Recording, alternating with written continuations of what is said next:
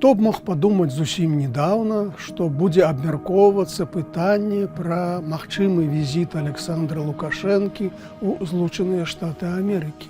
А вось цяпер гэта на парадку палітычнага дня у перамоўным працэсе паміж Беларусю і ЗША.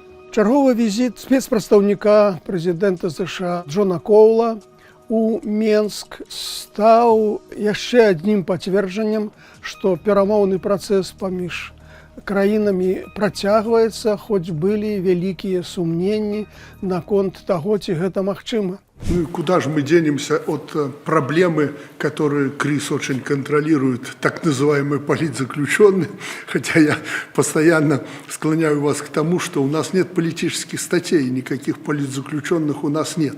Есть правонарушители. А сумненні грунтаваліся на тым, што ўзніклі пэўныя праблемы.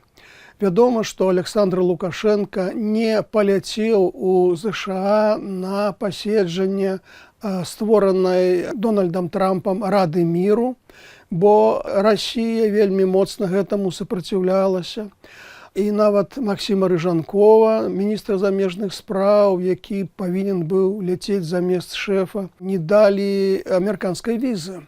Акрамя таго, сам факт таго, што Масква вырашае, куды і калі можа ляцець Лукашенко, стварае сітуацыю, калі ўзнікае пытанне, а тады наколькі Лукашенко самастойны, калі ён не самастойны, то ці варта з ім весці далей перамовы. Вайна вакол Ірана таксама стварыла пэўныя праблемы ў адносінах паміж Беларусю і Злучанымі Штатамі. Вядома, што Лукашенко в пэўным сэнсе пакрытыкаваў. Поскольку вы воюете против наших друзей, и я готов откровенно поговорить на эту тему. Очень хотел бы, чтобы мою точку зрения вы донесли до Дональда Трампа.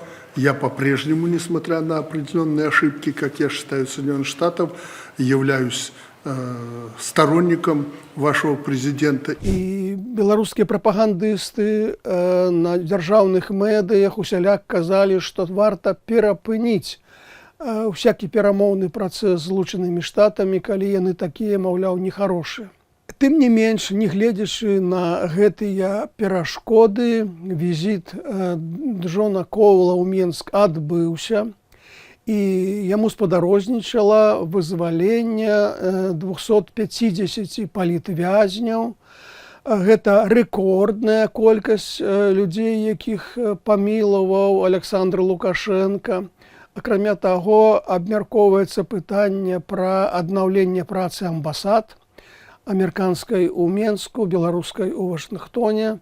Абмяркоўваецца пытанне пра магчымы візіт Александра Лукашэнкі ў ЗША. Also, we talked about possibly a trip to the United States by the President Lukashenko. Мы обсудили также возможную поездку президента Лукашенко в США и будем работать над тем, чтобы это организовать. Галоўная выснова, галоўны вынік можа гэтага візіту чарговага Джона Коула – гэта вызваленне палітвязняў.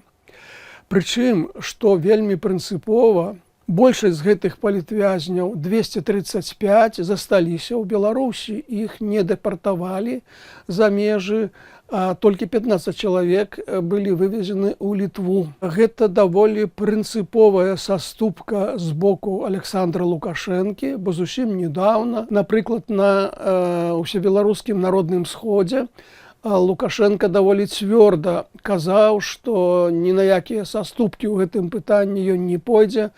Всех, каго вызваляюць у межах перамоўнага працэсу ЗША, будуць вывезены за межы краіны.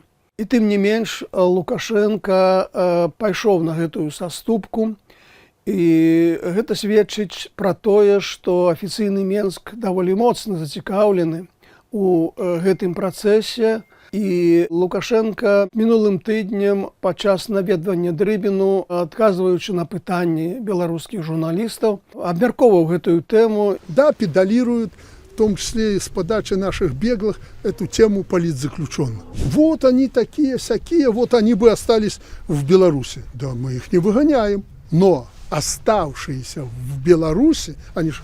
Вот есть, чтобы вы к ним претензий не имели и, не дай бог, снова не посадили. Я говорю, посадим. Как только букву закона приступили, как ко всем. Поэтому остаться хотят, пожалуйста, но в рамках существующего правового поля.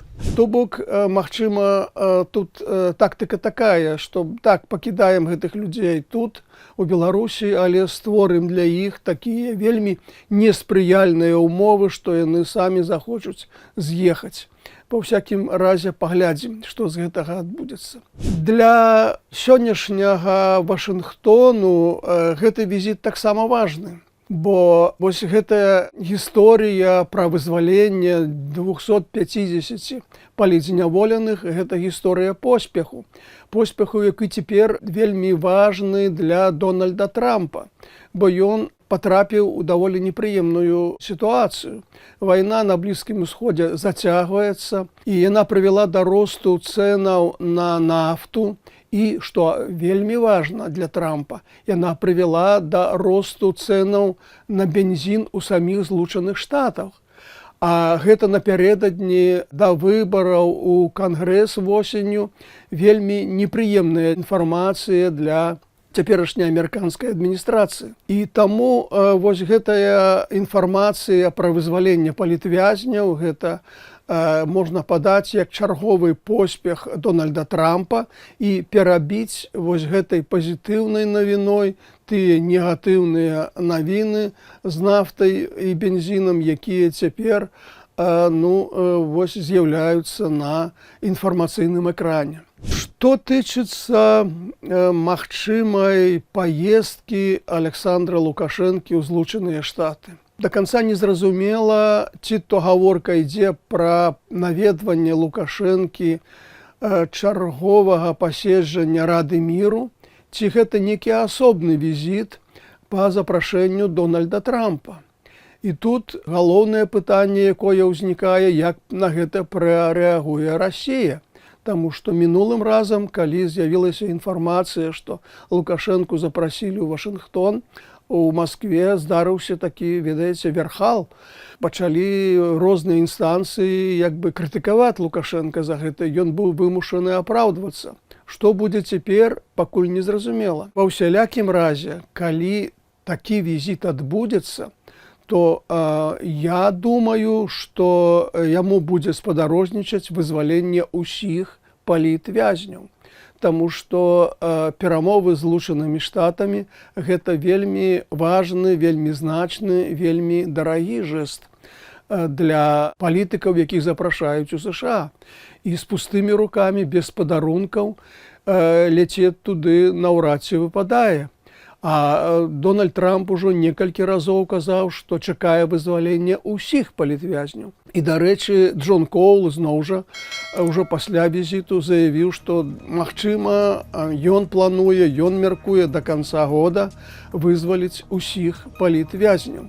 Таму перамоўны працэс працягваецца, набірае сваю новую вышыню, ён інтэнсіфікуецца, бо паездка Лукашэнкі ў ЗША гэта сапраўды, калі яна адбудзецца, гэта беспрэцэдэнтная з'ява для палітыкі Беларусі, увогуле для беларуска-амерыканскіх адносін.